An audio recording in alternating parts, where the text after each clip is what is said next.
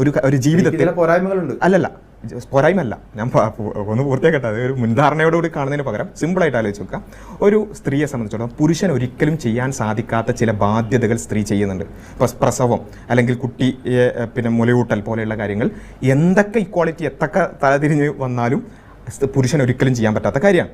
ഇങ്ങനെ ഓൾറെഡി അമിത ബാധ്യതയുള്ള സ്ത്രീയുടെ മുകളിൽ നമ്മൾ സാമ്പത്തികമായ ആ ഒരു ഉത്തരവാദിത്വം കൂടി 50-50 കൊടുത്താൽ അവിടെ ഇക്വാളിറ്റി വരും, പക്ഷെ അനീതി വരും. കാരണം എന്താ വെച്ചാൽ ഓൾറെഡി സ്ത്രീക്ക് ചില ഉത്തരവാദിത്തങ്ങൾ അമിതമായിട്ട് ബയോളജിക്കലി തന്നെ ഉണ്ട്. ആ ബയോളജിക്കലി അമിത ബാധ്യതയുള്ള സ്ത്രീയുടെ മുകളിൽ ഇപ്പോൾ താങ്കളുടെ വൈഫും നിങ്ങളുടെ ഒരു കുടുംബ ബജറ്റ് ഒരു മാസം 20,000 ആണെന്ന് വിചാരിക്കുക. അതിന് താങ്കൾ 10,000-ഉം ഭാര്യ 10,000-ഉം കൊണ്ടുവന്നിരിക്കണം എന്നുള്ളത് ഇക്വാളിറ്റിയാണ്. പക്ഷെ ഞാൻ പറയുന്നു അവിടെ അനീതിയുണ്ട്.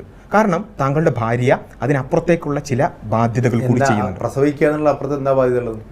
ഞാൻ പറഞ്ഞല്ലോ, ഇവിടെ ഈ 10 മാസത്തെ പരിപാടിയുള്ളൂ.